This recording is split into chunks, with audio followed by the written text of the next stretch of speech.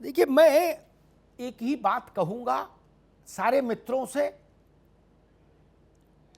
इस देश में कोई ऐसा नहीं होगा जो भारत मां के विरुद्ध बात कहने वाले के लिए खड़ा हो।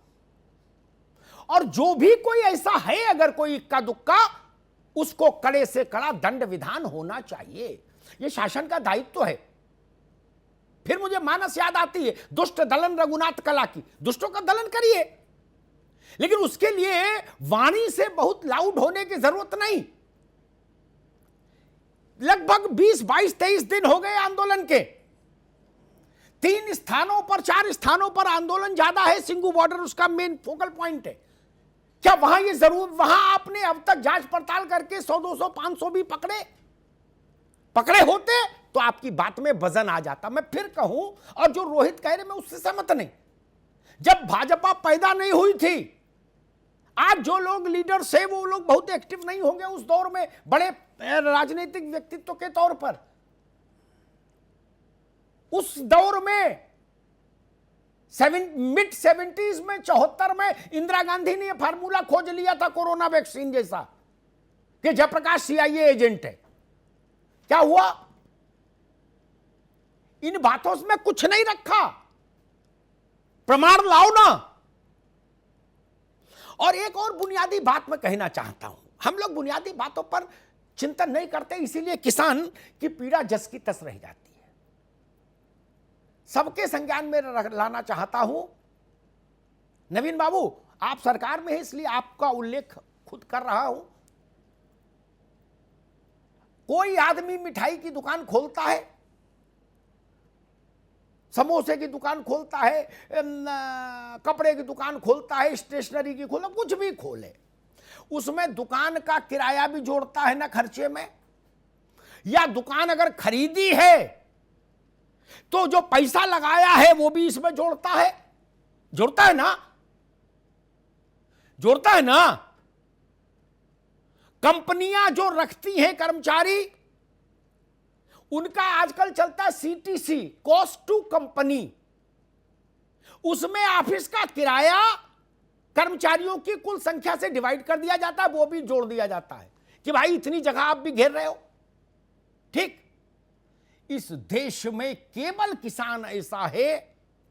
आज 2020 में दिसंबर जब जा रहा है, 17 हो गई तारीख, तब की बात बता रहा हूं, तब तक की, जिसकी फसल के मूल्य निर्धारण में आज भी उसकी जमीन को शामिल नहीं किया जाता है।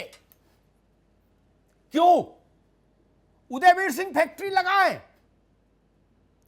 तो फैक्ट्री की जमीन में जितना पैसा लगाया वो कैपिटल एक्सपेंडिचर में चला गया, माफी मिल गई। किसान ने कौन सा गुनाह किया भाई साहब? वो 5 बीघा जमीन में आलू नहीं बोता तो उस जमीन को किराए पर देता तो कुछ मिलता उसको, वो भी उसकी लागत में जोड़ो ना। क्यों नहीं जोड़ते? और अगर नहीं जोड़ते तो बेईमानी है, ये बेईमानी है।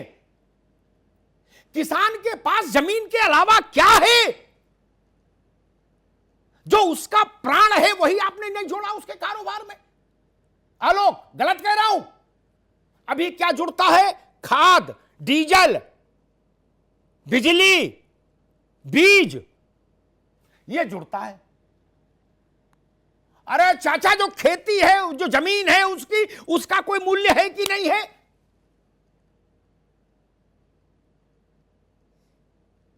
खाइयो ना पियो मेरी नीके रहियो, किसान किसान सब चिल्ला रहे। जिसे देखो वो किसान के माथे पर रोली चंदन लगाई दे रहा, कर जाओ बेटा मौज लो। अरे मौज कैसे ले? और एक बात मुझे बड़ा चुभती है, मैं सारे राजनीतिक लोगों से कहूंगा इस बात को ध्यान रखिए। आप लोगों के ही फॉलोअर्स हैं, कहीं कृष्णकांत जी की पार्टी के होंगे, कहीं रालोद के होंगे, कहीं भाजपाई होंगे, कहीं सपाई होंगे, कहीं बसपाई होंगे। यही लोग हैं जो सब जगह बवाल करते हैं सोशल मीडिया पर। कोई कह रहा किसान पिज्जा खा रहा, कोई कह रहा किसान बादाम चबा रहा। मैं एक पेशकश करता हूं नवीन जी, उदयवीर जी, एक चौराहा तय कर लो, 5 बड़े नेता मिलके जो लोग ऐसी बातें कर रहे हैं, और पिज्जा और बादाम हमारी तरफ से, और ठंड में जरा एक दिन रह के दिखा दो, पारा है 6 डिग्री 4 डिग्री रात में, रह के दिखा दो भैया खुले में। बादाम मेरी तरफ से, पिज्जा मेरी तरफ से, उतनी तनख्वाह है मेरी, मैं दे दूंगा। ज्यादा लोग मत करना, 5 ही कर लो, उतने के दे भी पाऊंगा।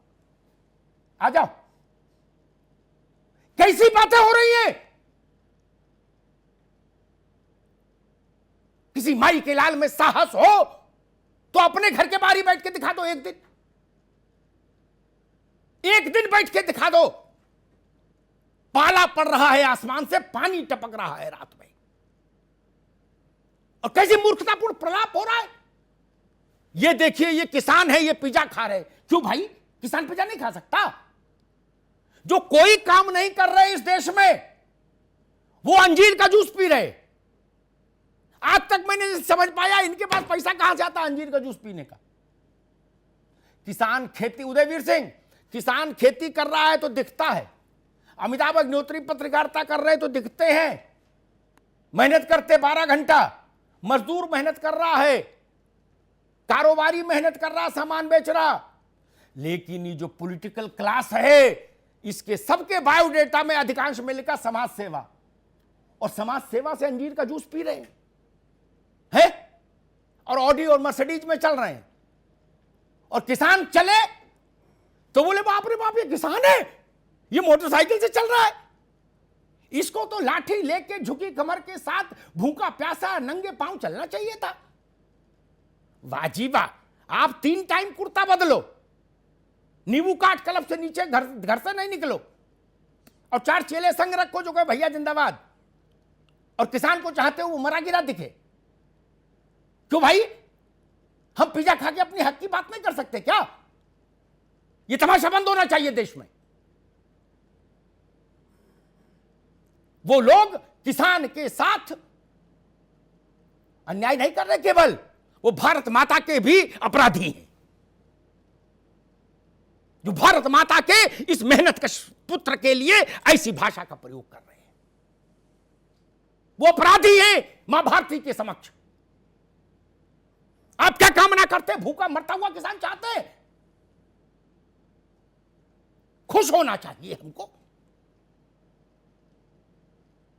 एक दानदाता ने सिंघू बॉर्डर पर कुछ फुट मसाज वाली मशीनें लगा दी, पैर की मसाज वाली। बुजुर्ग लोग हैं, 80-80 साल के लोग हैं। तो किसी शूरवीर ने लिखा, देखिए ये 5 स्टार धरना। अरे मूर्ख, कुंभ में तमाम सुविधाएं दी जाती हैं, तो क्या कुंभ बैंकॉक ट्रिप हो जाता है? बैंकॉक ट्रिप मान ले कुंभ को क्या? इस बार तो कुंभ में हल्दीराम की दुकान भी लगी थी, बीकानेर वाला भी था, मैं गया था। योगी जी ने व्यवस्था अच्छी की थी, स्विस कॉटेज भी बने थे। तो धार्मिक बात तो नहीं रहेगा उसका?